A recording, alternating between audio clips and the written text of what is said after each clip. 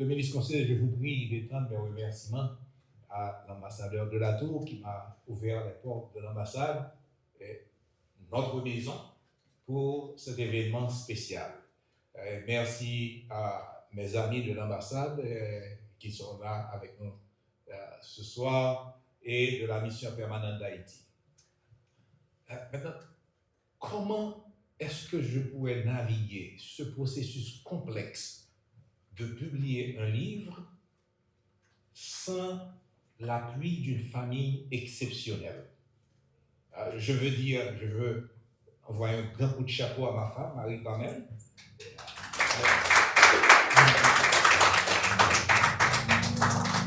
Mais à mes enfants qui sont tous là ce soir et à mon petit-fils qui est également là pour m'appuyer. Merci infiniment. Je commencerai en disant que le livre « Comment Haïti peut faire rêver le monde à nouveau » est une expression de la grâce de Dieu dans ma vie. Je veux aussi vous dire que ce livre est articulé autour d'une thèse centrale forte. La transformation d'Haïti ne dépend pas d'un événement politique ponctuel, mais de la construction d'une architecture morale, intellectuelle et institutionnelle basée sur la responsabilité, le leadership structuré et la discipline collective. Chers amis, un poème de Victor Hugo éclaire le contexte et la portée du livre. Je vais vous le dire. Après la bataille, mon père, ce héros au sourire si doux, suivi d'un seul Houzard qui l'aimait entre tous pour sa grande bravoure et pour sa haute taille, parcourait le soir d'une bataille le champ couvert de morts sur qui tombait la nuit. Il lui sembla dans l'ombre entendre un faible bruit. C'était un Espagnol de l'armée en déroute qui se traînait sanglant sur le bord de la route, râlant, brisé, livide, et mort plus qu'à moitié, et qui criait à boire par pitié. Mon père, ému, tendit à son Houzard une goutte de rhum qui pendait à sa selle et dit: tiens, donne à boire à ce pauvre blessé.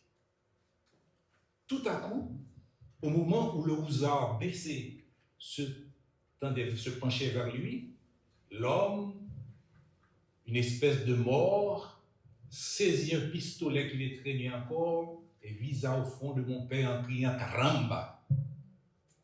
Le coup passa si près que le chapeau tomba et que le cheval fit un écart en arrière. « Donne-lui tout de même à boire, dit mon père. » Ce geste de compassion du vainqueur est plus grand que la victoire elle-même, car la véritable grandeur ne réside pas dans la capacité à vaincre un ennemi, mais à préserver son humanité en dépit des circonstances. Haïti est né d'une victoire extraordinaire. Cela, nous le savons tous. Une victoire qui a changé le destin du monde. Mais aujourd'hui, notre plus grande victoire reste à accomplir. La victoire sur la violence, la victoire sur le fatalisme, la victoire sur l'incrédulité envers nous-mêmes. Et c'est de cette victoire-là que le livre parle. Le livre « Comment Haïti peut faire rêver le monde à nouveau » est essentiellement structuré autour de 3 lois universelles. La loi de l'inertie, la loi de l'énergie et la loi de l'entropie.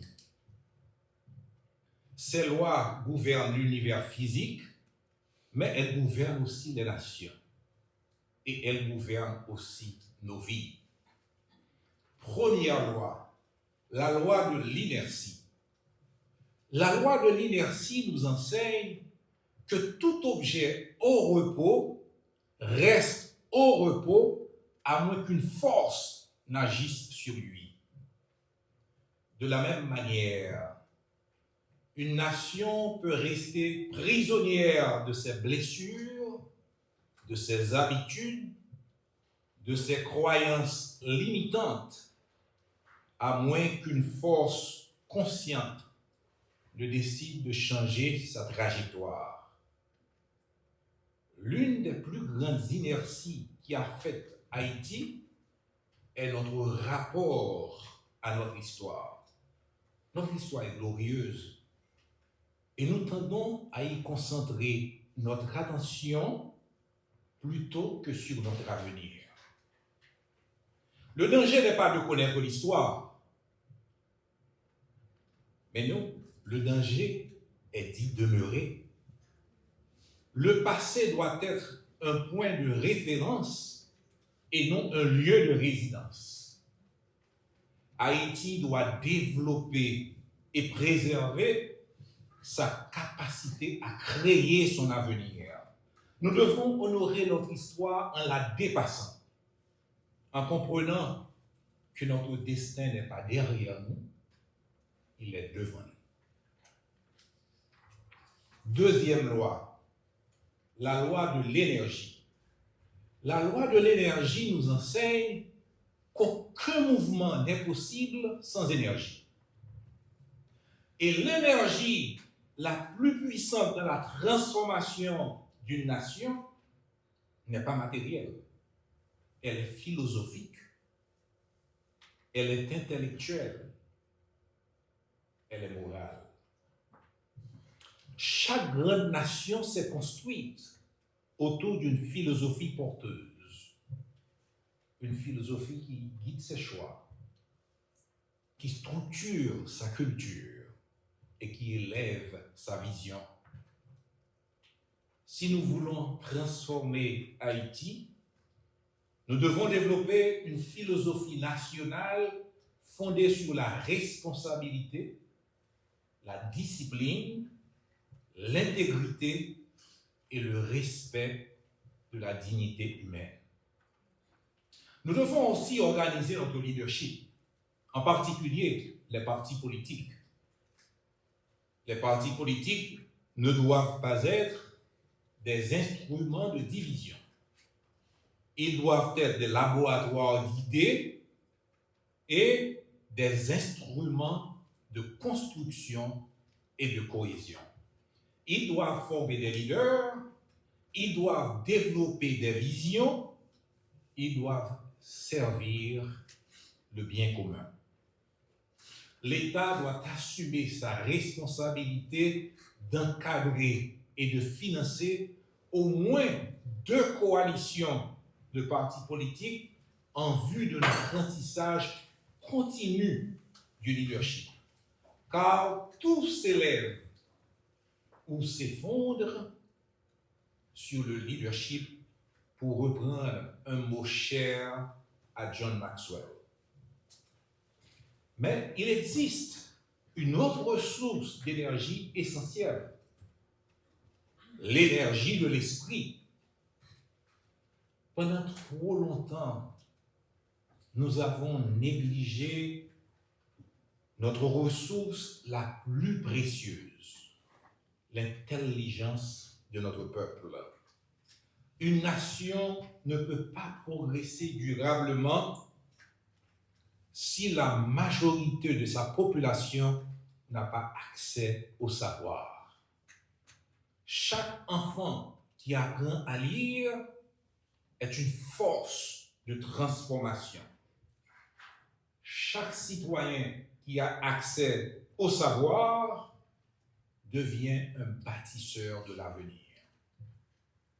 Nous devons construire une société du savoir, une société où l'intégrité est valorisée, une société où la compétence est cultivée, une société où l'excellence est encouragée. Car une nation éclairée devient une nation où la justice est honorée, une nation en progrès continu. Troisième loi, la loi de l'entropie. La loi de l'entropie nous enseigne que tout système tend tout naturellement vers le désordre, à moins qu'une énergie constante ne soit appliquée pour maintenir l'ordre. Un jardin devient sauvage si personne ne l'entretient. Une maison se dégrade si personne ne la maintient. Et une nation se désorganise si les citoyens cessent d'exercer leurs responsabilités. L'ordre, la paix et la prospérité ne sont pas des états permanents. Ils sont le résultat d'un effort constant. Cela exige de chacun de nous discipline, vigilance et engagement. Mais au-dessus de toutes ces lois, il existe une force encore plus puissante, la plus grande force de transformation dans l'univers. Cette force, c'est l'amour. Et je remercie mon cher ami et collègue de longue date, Réginald Victor Louis, d'avoir souligné cela un peu plus tôt. Et c'est mon chapitre préféré du livre. Car l'amour n'est pas une faiblesse. L'amour est une force créatrice. C'est l'amour qui construit la confiance. C'est l'amour qui guérit les blessures. C'est l'amour qui rend possible la réconciliation. Une nation qui cultive l'amour cultive la stabilité. Une nation qui cultive l'amour cultive la prospérité. Une nation qui cultive l'amour devient une source d'inspiration pour le monde. Dans son livre The Hidden Messages in Water, l'auteur japonais Masao Emoto explique une expérience qu'il a organisée à partir de l'eau. Les paroles d'amour et de gratitude aident l'eau à former des cristaux harmonieux, tandis que des paroles de haine ou la négligence nous donnent des formes complètement désorganisées. Il a répété la même expérience avec du riz. Le riz qu'on met en fermentation, et l'on dit des propos d'amour, des propos de gratitude, donne une odeur très agréable de fermentation, tandis que la négligence ou des propos de haine donne une odeur insupportable. C'est pour vous dire avec des objets comment l'amour est puissant. Faites l'expérience vous-même. Parlez d'amour et de gratitude à votre famille et à vos enfants. Et vous verrez la différence. Et voyez quelqu'un qui parle de haine, qui bouscule tout le temps, et vous verrez comment l'amour peut opérer des miracles. C'est pourquoi le chapitre sur l'amour est mon chapitre préféré, parce que je crois que si trois choses existent, si ces trois choses demeurent, la foi, l'espérance et l'amour, la plus grande de ces choses, c'est l'amour. Mesdames, Messieurs, pour comprendre ces lois, il suffit d'observer la vie d'un homme. Un homme né esclave, un homme à qui rien n'était destiné et qui pourtant allait changer le destin d'une nation et influencer le destin du monde. Cet homme s'appelait Toussaint Louverture. Alors qu'il était encore esclave, Toussaint Louverture fit une chose extraordinaire. Il a appris à lire.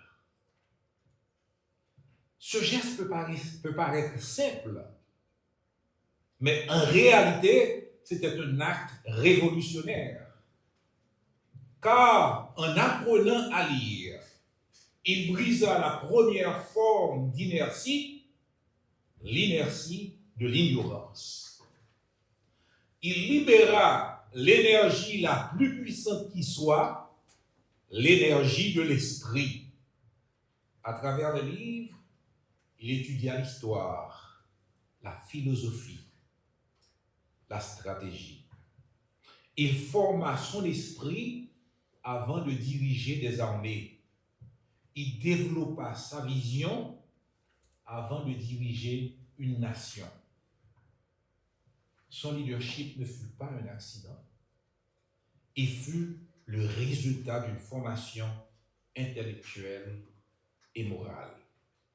C'est ainsi qu'il s'éleva progressivement jusqu'à devenir le précurseur de l'indépendance d'Haïti de Fakrabaton qu'il était. Le 27 avril 2023, le président français Emmanuel Macron a rendu un vibrant hommage à Toussaint Louverture au château de Joux, marquant le 175e anniversaire de l'abolition de l'esclavage. J'étais agréablement surpris de savoir que mon ami et collègue, l'ambassadeur Josué Pierre, qui n'est pas avec nous ce soir, accompagnait le président Macron à ce moment-là. Le président Macron a reconnu en Toussaint une figure universelle. Il a rappelé que Toussaint Louverture fut un homme qui porta les idéaux de liberté, non seulement pour Haïti, mais pour l'humanité entière. Mais ce que cet exemple nous enseigne est encore plus profond. Toussaint Louverture nous enseigne que la première libération, c'est la libération de l'esprit. Avant de libérer un pays, il s'est libéré lui-même de l'ignorance. Avant de transformer une nation, il s'est transformé lui-même. Il a vaincu l'inertie par l'éducation. Il a libéré l'énergie par la discipline et il a résisté à l'entropie par la vision et le caractère. Son parcours nous enseigne une vérité fondamentale. Aucune condition ne peut empêcher une destinée exceptionnelle si l'esprit est formé, si la vision est claire et si la volonté est ferme. Aujourd'hui, le défi qui se pose à nous est le même. Nous devons libérer l'énergie intellectuelle de notre peuple. Nous devons offrir à chaque enfant, à chaque citoyen, l'aptitude à lire, à comprendre et à créer. Car lorsque l'esprit s'élève, la nation s'élève. Et lorsque l'esprit est négligé, la nation demeure prisonnière de l'énergie. Mesdames, Messieurs, ce livre propose une lecture lucide de nos blocages, une structuration du leadership et une réforme intellectuelle ainsi qu'une vision civique organisée. Il est conçu pour être discuté, offert, lu, étudié, utilisé. Ce livre n'est pas simplement un livre, c'est une invitation à briser l'inertie, une invitation à libérer notre énergie, une invitation à combattre l'entropie, une invitation à cultiver l'amour comme fondement de notre renaissance nationale. Quand nous les Haïtiens. Nous aurons fait tout cela. Alors nous chanterons ensemble l'hymne à la non-violence, au pardon et à la réconciliation. Nous aurons récupéré notre identité de porteurs de la flamme de la liberté, et la paix durable sera le partage des générations à venir. Haïti peut faire rêver le monde à nouveau, non pas parce que son passé est grand, mais parce que son avenir est encore plus grand. Et cet avenir commence ce soir avec chacun de nous. Je vous remercie. Que Dieu vous bénisse. Je vous aime.